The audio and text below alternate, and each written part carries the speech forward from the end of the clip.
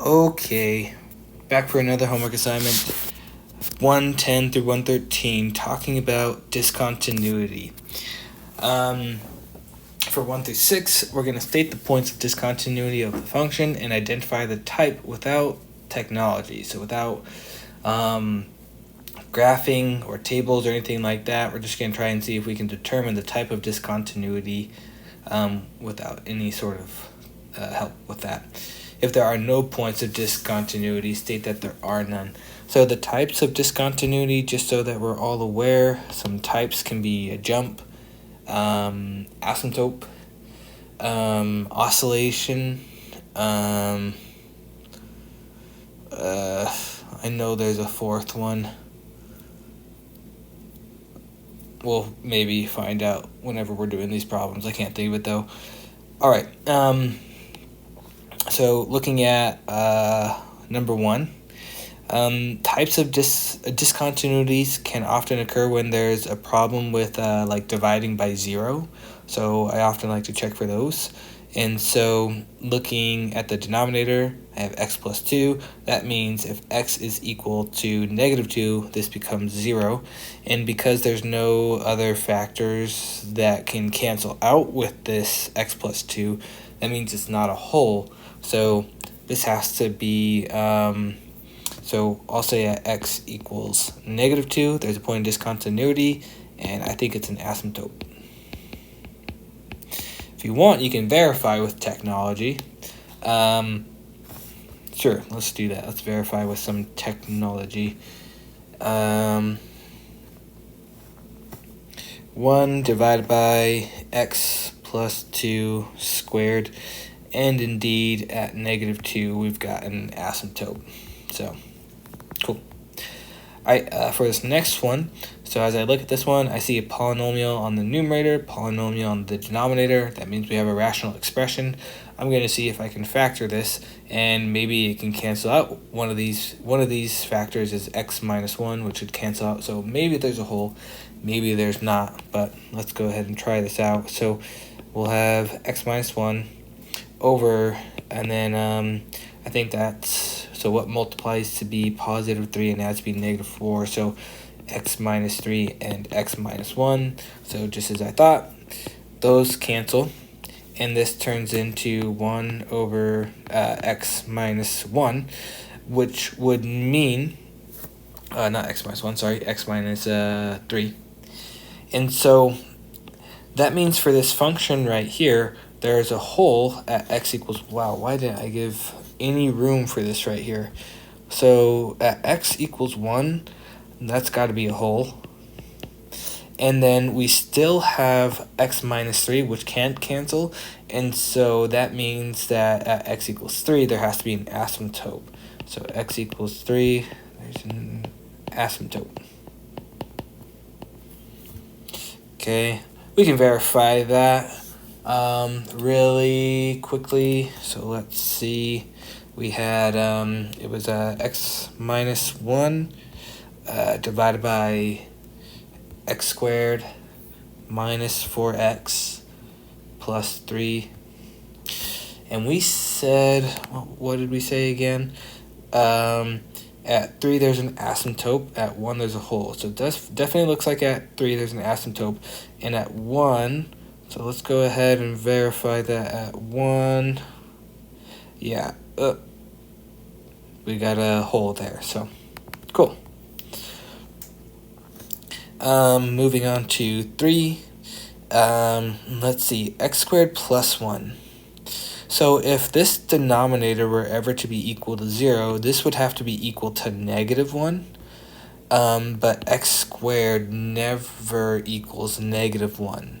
So that means that this has a domain of all real numbers, so I would say that there are no discontinuities. No discontinuities, I would say. 1 divided by x squared plus 1. Yeah, I don't think that there's anything wrong with this function. It seems continuous, no discontinuities in the anywhere here. So For this next one, all right, we've talked about this before. Absolute value of x over x. That means that, well, kind of we've already verified that through technology that this has a discontinuity at x equals 0, and it's a jump discontinuity. So that's kind of just coming from my knowledge of what we've already discussed about this graph right here, for those that might need to see it again. So if we do absolute value of x divided by x, yeah, that's the same function I've showed you guys before. That got a jump discontinuity at x equals 0. Okay, another one just like that right there. This would be the same graph, just shifted over to the right 2 units, so which would mean that this one would have the same type of discontinuity at x equals 2. It would have a jump. And then this one would be at x equals -3. It would be a jump as well. Okay. Cool. Use the function f defined here in very spotty text and answer the question. Alright, so for 7, does f of -1 exist? So these are the same. I believe these are referring to the same thing. X squared minus 1 between -1 and 0. That looks like that's the case. 2x, yeah, oh yep, 2x right here. And then 1, and then -2x plus 4 here, and then 0 between 2 and 3. Okay, so does f of -1 exist? Yes. F of -1 looks like it is equal to 0. And we can verify that. We can look at the domain here. So we have -1 included in the domain. We can plug -1 in here. -1 squared is 1. 1 minus 1 is 0. So yep. Does the limit as x approaches -1 from the right exist? Yes, the limit as x approaches -1 from the right does exist. It looks like it's going to be also 0. So the limit as x approaches -1 from the right of f of x looks like that's going to be equal to 0. Does the limit as x approaches -1 from the right of f of x equal f of -1? Yep, just verified that. Is f continuous at x equals -1? Yes, it is continuous at -1 because both the limit from the right and the function itself is 0. So yeah. For 8, does f of 1 exist? Yes, f of 1 is 1. We can verify that also in the definition. So at x equals 1, the function is 1. So yep, f of 1 is equal to 1. And does the limit as x approaches 1 of f of x exist? Yes. The limit as x approaches 1 of f of x is equal to 2. I can verify that from the graph right here. Verify that there. Does the limit as x approaches 1 of f of x equal f of 1? That's a no.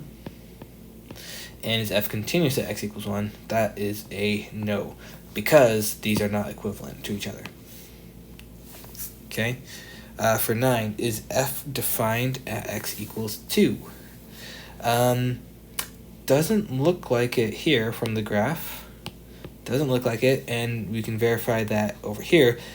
X or 2 is not in the domain of f, so no, it is not.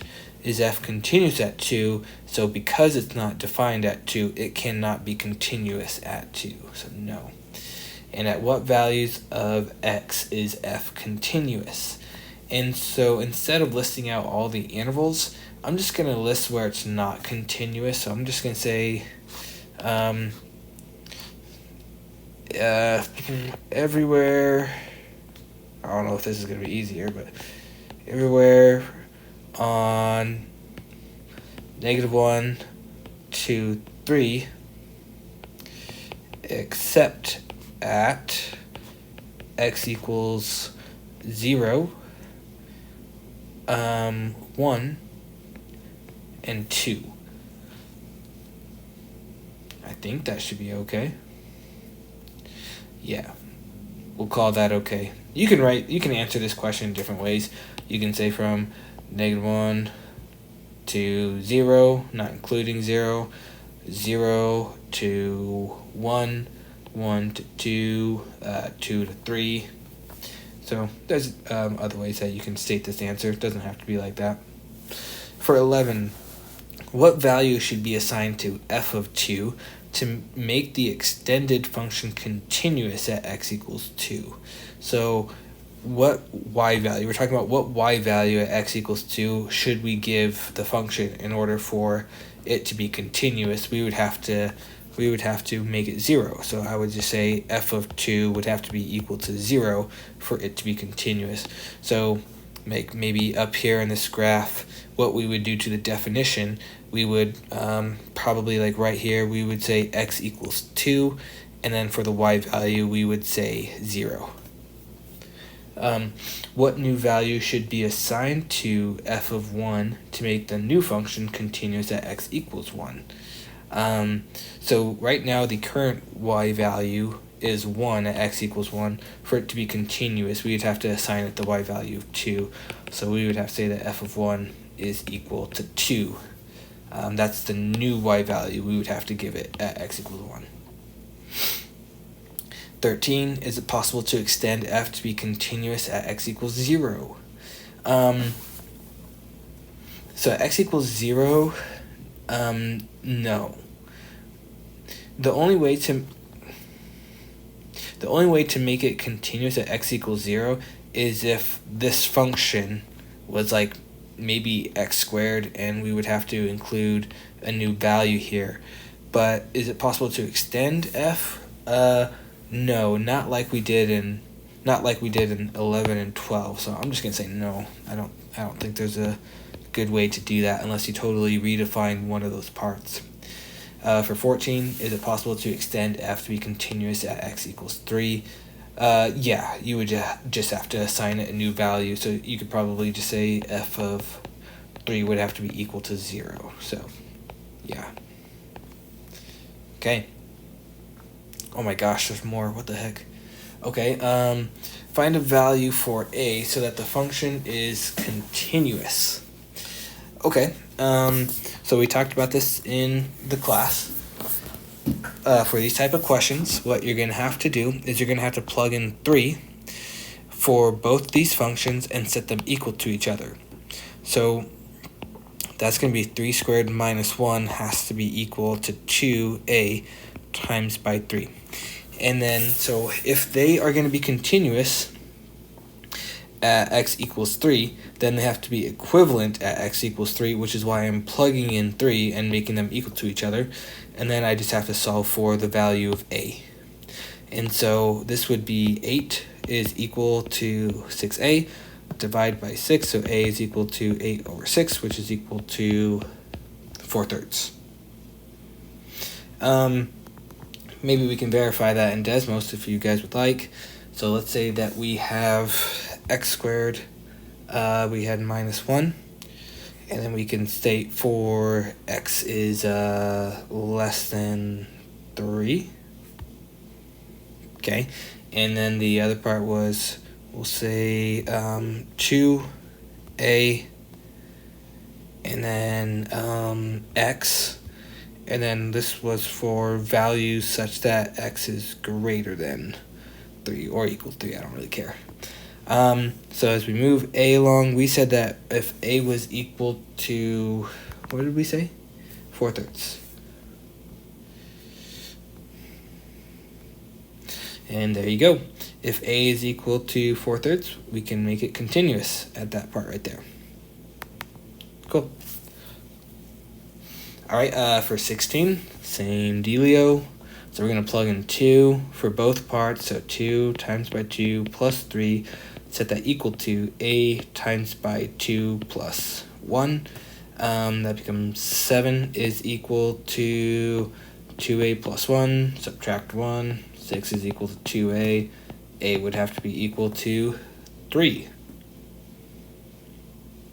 Cool.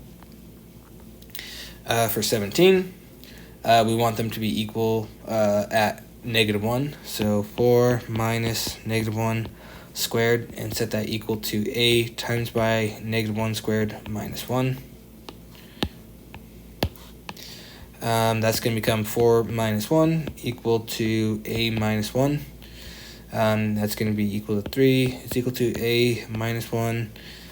4, it has to be equal to a. Cool. And then here, I'm going to plug in 1. So we get 1 squared plus 1 plus a equal to 1 cubed. So 2 plus a is equal to 1. So a would have to be equal to -1. I think those are right, but if I made any mistakes, make sure you guys let me know in class. Okay. Should I do a separate video for the multiple choice? Oh my gosh. That's so much. Yeah. Just so the video doesn't get too long.